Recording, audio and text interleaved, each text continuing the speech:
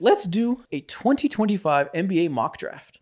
You know, the lottery just happened. Obviously, Cooper Flagg is a Dallas Maverick. Mm-hmm. What about after that? Lots of talk around what the Spurs are going to do at 2, what Philly's going to do to try to retool, I guess, with Joel Embiid. We're going to go 1 through 10, and we're going to do a mock draft of what we think these teams will do at this point in the cycle when it's May 15th, and we don't really know shit about what teams are thinking. It's just off of what we would assume if we were in their shoes. All right, go Donovan, ahead. who was the number 1 pick in the 2025 NBA draft? It is Dylan. Cooper Flagg is the number 1 overall pick in this draft. Yep, that's an easy one, obviously. Dallas Mavericks got blessed. They're not going to do something stupid. They're going to take them. They've already reported we are taking Cooper Flagg, and we're not listening to any trade offers for So it. let me be clear. We're taking Cooper Flagg. That's hilarious. Okay. Obama voice real quick.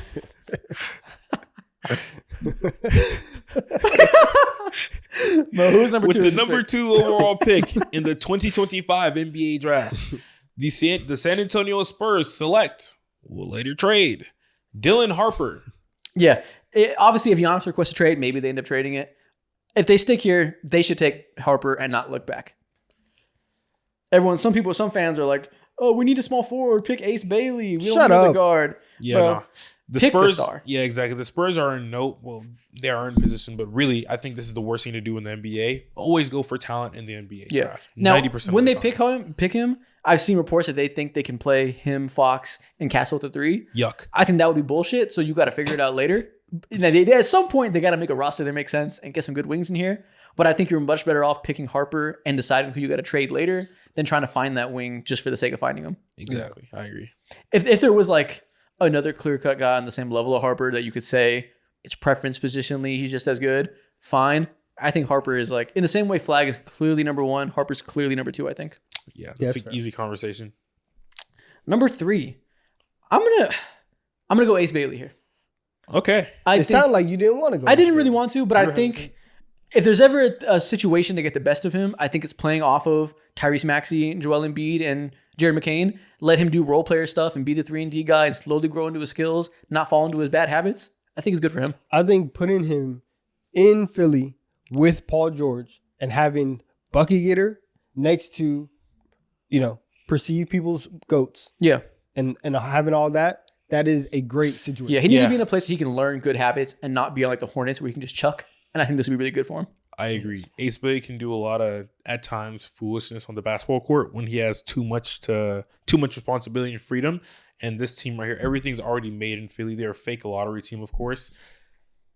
Having him in a place to where he can only do 1 or 2 things on the basketball court and that's it is perfect for his development. Exactly. Yeah. I think it's best for all wings for the most part to start off as role players and expand, unless you're like some elite prospect that's like obviously going to be a star day 1. But Yeah. for the most part, for wings that have like flashes but aren't a guarantee and you have some questions, starting with the most minimal role possible and you're running from there is always the best. Facts. Donovan, who's number 4? Who are the Charlotte Hornets taking? The Charlotte Hornets are taking VJ Edgecombe. This feels like the safest pick in the entire draft. This feels like a guarantee. Yes, and to go in there and just say athlete. Let's go. Yep. Let's have some fun. Even if everything once again gets taken down to the studs because of injuries or just whatever.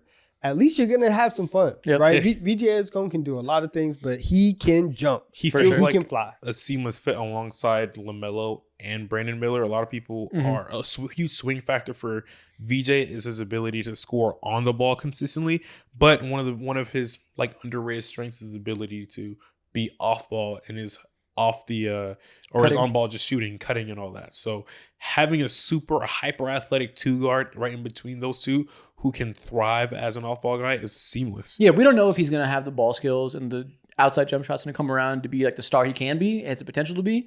The best way to kind of hedge that and say if he's going to be a role player, where does he fit? Between LaMelo and Brandon Miller is a perfect fit. He can be a great on-ball defender, be the athletic 2, be your super Avery Bradley type of guy between them. I would love that. Exactly. So rolling into the 5th pick, the Utah Jazz. Now this is where the draft is all up in the air. Yeah, and I don't know who you're going to pick. I wrote down somebody, but I feel like there's a good chance you wrote somebody else. Yeah. So with the Utah Jazz, they're looking for fucking star-studded talent. And at this point in time, that's what they're looking for. But right now, there's no one in my mind who screams to that position so far. And because of that, with the 5th overall pick, the Utah Jazz are selecting Colin Knippel. Oh, Yeah, I didn't he's expect an easy that. selection because they feel really good about Isaiah Collier. Obviously, like I don't know if they had number 2 or number 1, Isaiah Collier is not good enough to, good enough of a player to not choose another point guard above, which is Dylan Harper. But Khan is someone who can solidify that 2 spot. He is a great positional defender.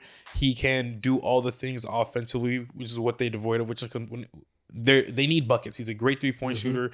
He has on-ball chops that he wasn't allowed to show off in Duke at all. I think he's a good solidifying piece. They need foundational pieces, and I think he is that. He's the safest pick. Like he's going to be a good shooter. Like he's going to be a 3-and-D, for lack of a better word, off-ball player. Like that feels like a very high floor for him. So that's cool. If you don't feel confident the guys below him, go for the guy you know will be good. And they need all the good players. They can't can afford get. any misses right now. Yeah, they can't miss at all. It has to be a player that's at least good for a long time. Yeah, we feel certain ways about Keontae George, J-Dub's brother. I forget his name already, bro. Cody. Yikes, man. There's just a lot of suspect prospects going on over there, and Khan will at least help stabilize things. Okay.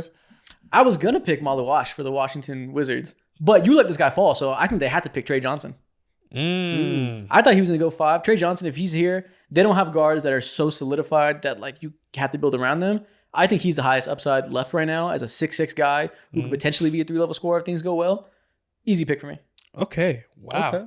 Nice. That's so interesting. They have they have Jordan Poole, Bub Carrington, and then Keyshawn George. You're right. That is not enough to. No, yeah, deter he this could at all. start over Keyshawn George. I would hope like that. That's somebody he can easily take a starting job. That's not ridiculous. And shout out to Jordan Poole, but he's not stopping me from drafting a future. Yeah, guy. and like Trey Johnson, he's more of a 2 guard anyway, so like he could play with Jordan Poole. Yeah. Okay. All right. Number 7, the New Orleans Pelicans. They select Jeremiah Fears. Okay, you want another point guard in there? Yes, you have Zion. You have Missy. You have Olynyk at your stretch 5.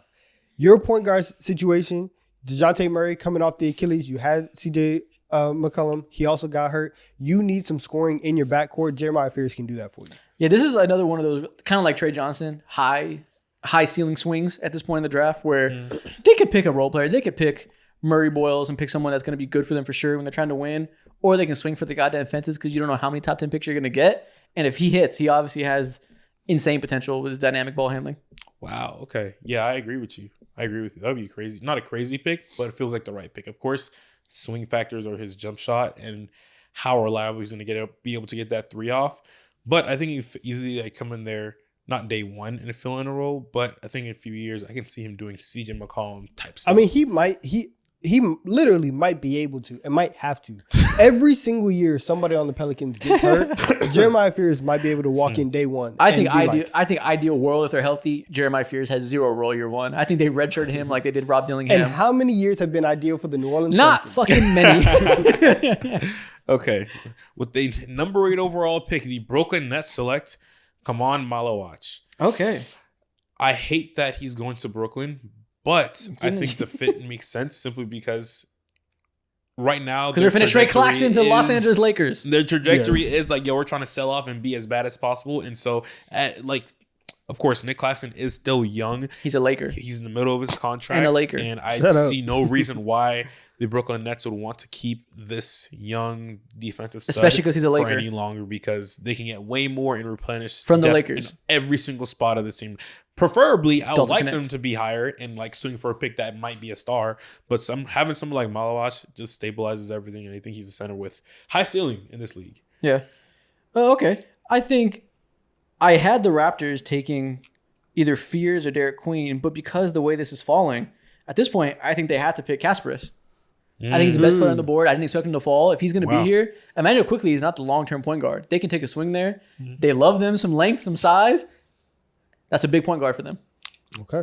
Okay, I guess that's another creator to help take the load off of someone like Emmanuel Quickly, Yeah. Scotty Barnes. And it's not the best fit in the world, but they can't be drafting for fit. I think he's the most dynamic player on the board. If the three-point shot comes along and is reliable for them, yeah.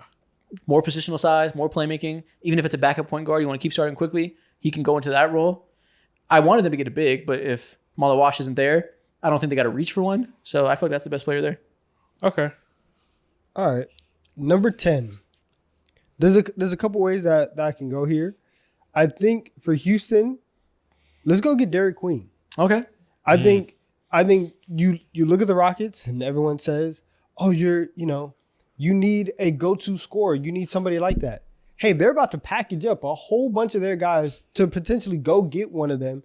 Their front court might be depleted, and having like you don't know the what your front court is going to look like, whether it be with Sengun or Steven Adams and all them guys. Why don't you go get another 6'10" big body who could be out there, be athletic, and you can still keep that identity of having, two bigs and being a very physical team in the front court, and pair that with Devin Booker, and you'll be okay. No, Queen and Sengun, you can see them fitting really well together. Two smart passers.